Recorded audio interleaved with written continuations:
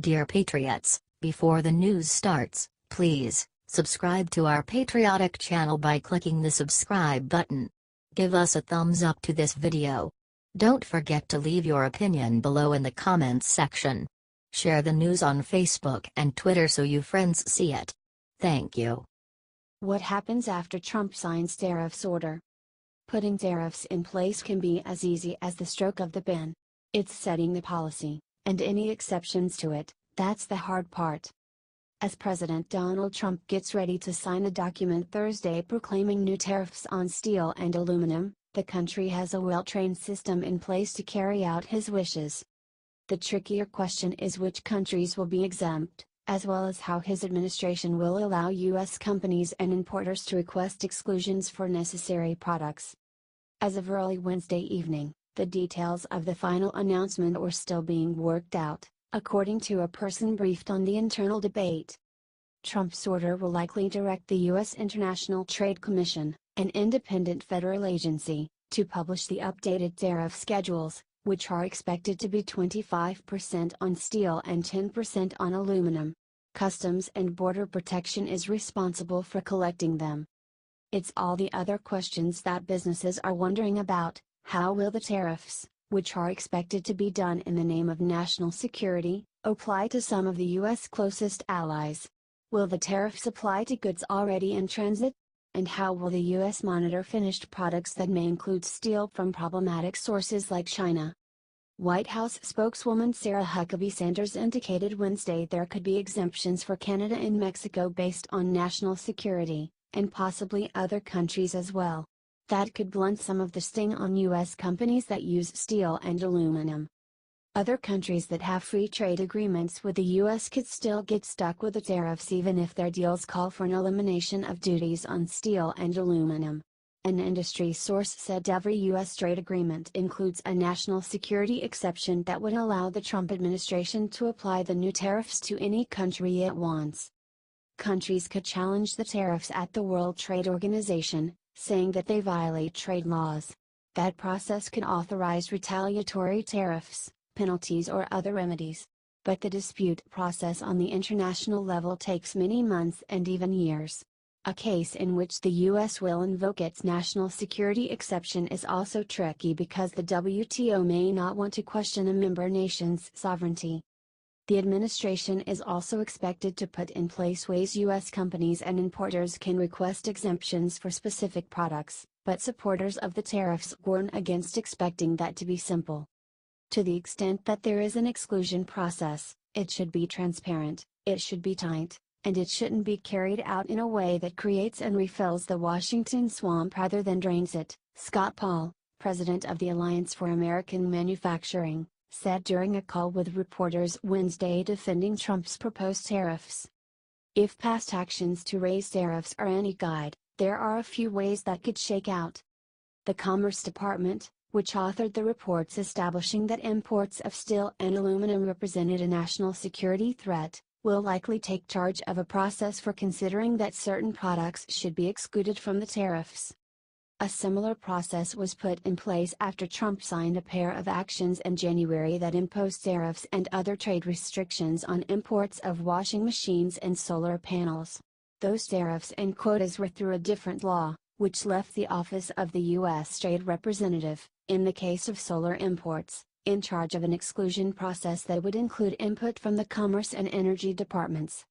But regardless of the agency overseeing the requests, any exclusion would be subject to a dozen criteria, such as whether there were a U.S. producer for the product or an equivalent substitute. There will be a process whereby people can apply for an exclusion by product, but they are going to have to make a very strong case that says this is not available here and can't be made available here in a relatively short period of time, Dandy Miko, a former Steel executive and trade campaign advisor to Trump, said during the same call with reporters Wednesday. Even with exceptions, tariff opponents say small and medium-sized businesses will bear the brunt of the increased costs because they are unable to muster the resources to go through the process. The whole idea of being able to get a waiver or apply for a waiver, to me this is an additional government regulation, said Dan Eberhardt, CEO of Canary, one of the largest private oilfield services companies in the United States. "We're a medium-sized business. More regulations are not what I'm looking for." Eberhard's company imports steel to manufacture pressure control equipment for oil drilling. He said a 25% tariff could force him to move up to 50 jobs to China to keep costs low and stay competitive in the energy boom currently happening in the US.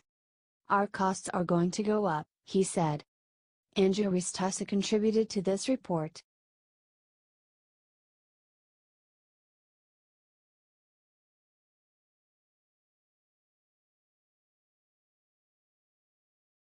Why steel tariffs failed when Bush was president.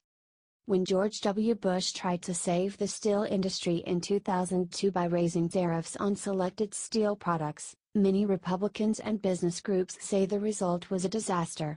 More jobs were lost than saved. The states he sought to help suffered. And in the end, the tariffs were overturned. Now, President Donald Trump is considering an even broader action on all steel and aluminum imports. And despite studies showing Bush's tariffs did more harm than good, the New York businessman appears confident he'll save jobs, and that the move will be popular with those who put him in office. History suggests that Trump, too, will be disappointed. At the very least, Bush's tariffs showed how efforts to help one industry with trade restrictions often anger dozens of others, and alienate long-standing trading partners who feel compelled to strike back. The European Union and Japan quickly responded by threatening to retaliate on American goods, and more than a dozen countries challenged the action at the World Trade Organization. The move also eroded the goodwill that countries felt for the United States after the September 11 attacks and helped cement the idea of Bush as a cowboy unilateralist who cared little about what the rest of the world thought. Senator Lamar Alexander, Republican Tennessee, tried to use that history as a cautionary tale last month. In a televised White House meeting with Trump, he described how after Bush's tariffs were put in place, auto parts manufacturers left the U.S. so they could make their parts with cheaper steel and then ship them back to the U.S., cutting jobs for American workers while also avoiding tariffs.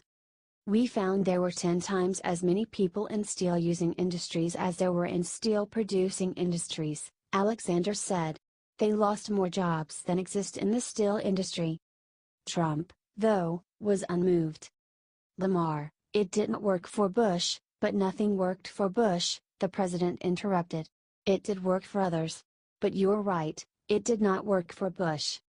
On Wednesday, however, there were signs that some of those concerns might finally be registering.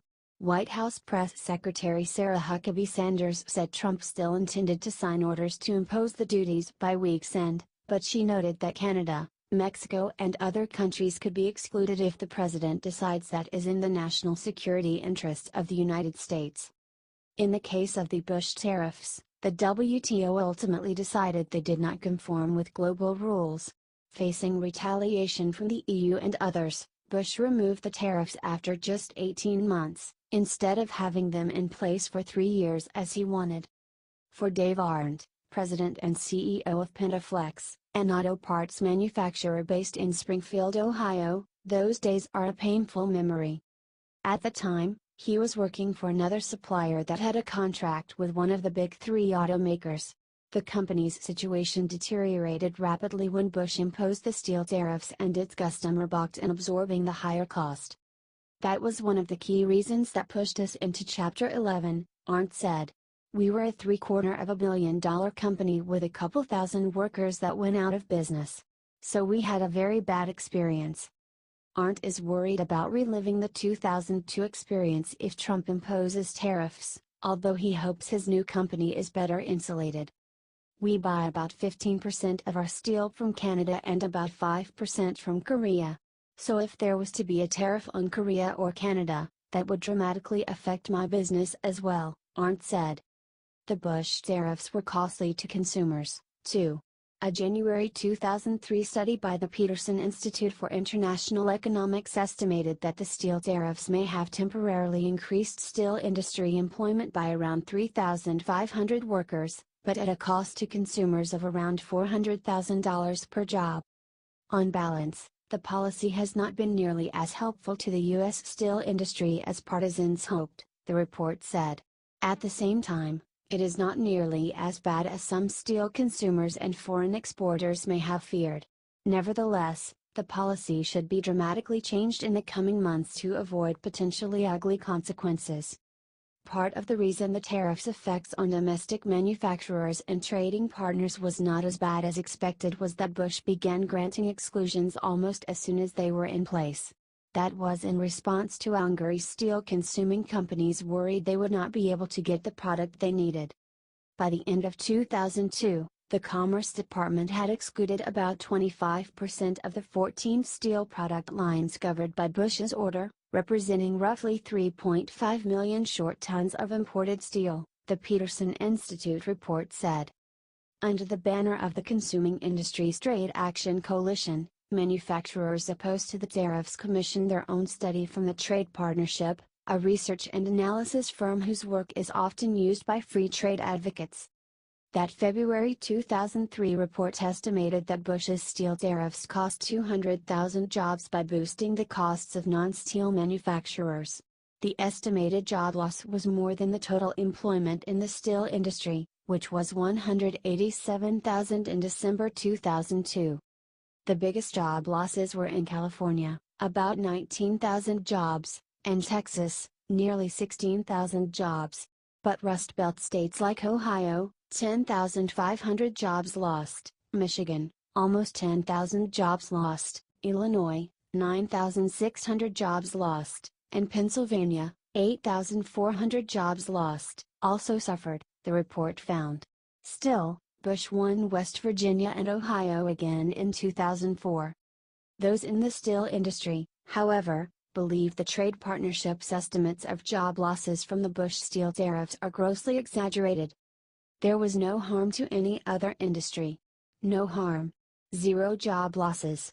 Anybody quoting anything different to you is making the numbers up, said Dan DiMicco, a former steel industry executive who is one of Trump's strong trade supporters.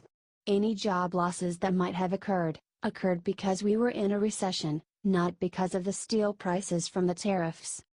In 2002, DiMicco was chairman of Nucor Corporation, one of the largest U.S. steel companies, and leader of the Charge for Import Relief. However, DiMicco's memory that the U.S. was in a recession in 2002 conflicts with the facts. The U.S. economy grew 1.9% that year and 3.0% in 2003, according to Commerce Department data.